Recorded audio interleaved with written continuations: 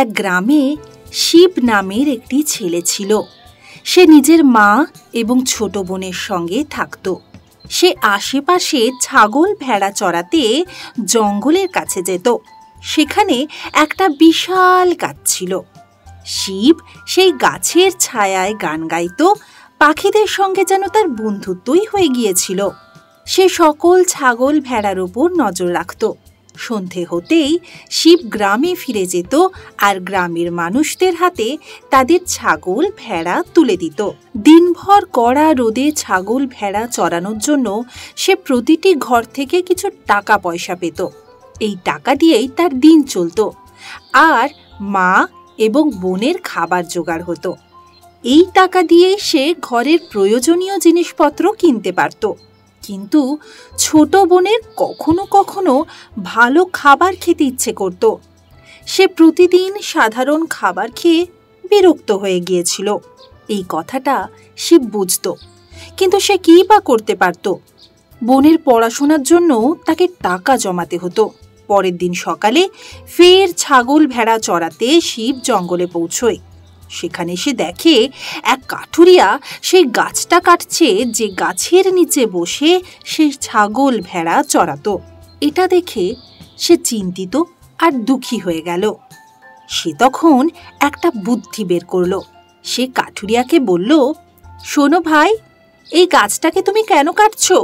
বোধহয় তুমি জানো না, এই গাছকে যেই কাটবে তার ঘাড়ে গিয়ে বসবে এই গাছে থাকা আত্মা আর বিরক্ত করবে।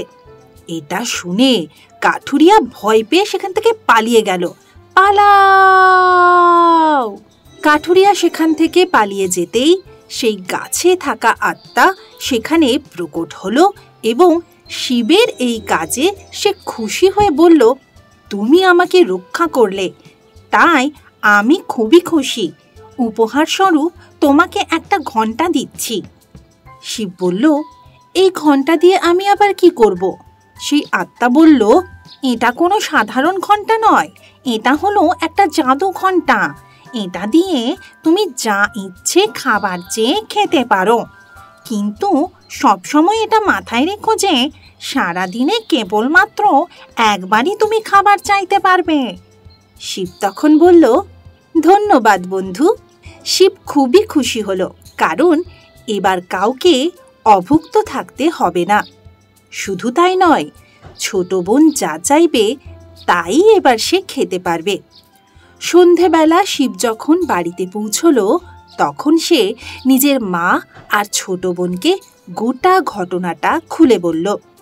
তার মা বোন খুবই খুশি হলো এবং সেই জাদু ঘণ্টার কাছে যা ইচ্ছে ছিল সেই অনুযায়ী খাবার চেয়ে তা খেয়ে শুয়ে পড়ল। পরের দিন সকালে শিব ফের ছাগল ভেড়া চড়াতে গেল। সন্ধ্যায় বাড়ি ফিরে সে দেখল সব থালা বাসন খালি পড়ে রয়েছে। শিবের জন্য শুধু শুকনো রুটি আর চাটনি পড়েছিল, যেমনটা সে রোজ খায়। এটা দেখে সে দুঃখ পেল আর রেগেও গেল। সে কিছু না খেয়েই শুয়ে পড়ল। পরের দিন সকালে সে নিজের সঙ্গে জাদু ঘণ্টাটা নিয়ে গেল। এদিকে ঘরে তার মা এবং ছোট বোনের যখন খুব খিদে পেল, তখন তারা সেই ঘণ্টাটা খুঁজতে থাকলো।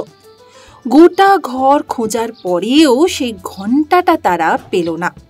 আর সেটা না পেয়ে তারা খুবই উদাস হয়ে গেল। তারা ভাবল, হয়তো ঘণ্টাটা হারিয়েই গিয়েছে। ঘণ্টাও নেই, তাই খাবারও পাওয়া যাবে না। তাই তারা কিছু না খেয়ে শুয়ে পড়ল।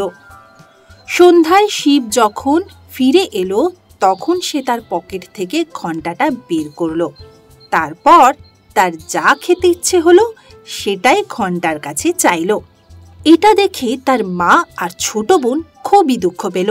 ছোট বোন কাঁদতে কাঁদতে বলল, দাদা, তুমি স্বার্থপর হয়ে গিয়েছ, তুমি আগে এরকম ছিলে না। শিব এটা শুনে খুবই দুঃখ পেল। সে নিজের ভুলও বুঝতে পারল, কিন্তু সেই সঙ্গে সে নিজের মনের কথাও জানালো। শিব বলল, তোমরা ঘণ্টার কাছে খাবার তো চেয়ে নিলে, কিন্তু আমার জন্য খাবার রাখতে ভুলে গেলে।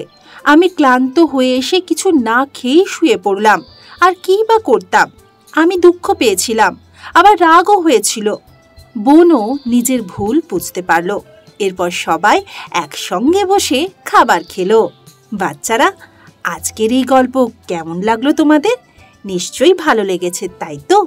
এই গল্প থেকে আজ আমরা এটা শিখলাম যে কখনো স্বার্থপরের মতো ভাবতে নেই। অন্যদের প্রয়োজনের কথাও মাথায় রাখা উচিত।